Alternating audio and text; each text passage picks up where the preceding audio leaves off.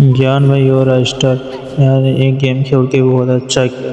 क्योंकि यार बहुत ही बेकार आता है गेम में, हम लोग का खेलने का मतलब मूड ही बिगड़ जाता है। अब एक गेम स्टार्ट करो उसमें भी बेकार, अरे जितना भी गेम खेलो उसमें भी बेकार। CS में तो पता है तुम लोग इधर लीडर बोर्ड में कितना सारा बेकार है, फिर भी गिरने वाले भी उसका हैक बैंड नहीं करते हैं, तो ID भी बैंड नहीं करते। हम लोग का ऐसे भी कुछ करते तो ID बैंड करते हैं यार। अरे मैंने भी ये मोफाज डाउनलोड कर लिया है।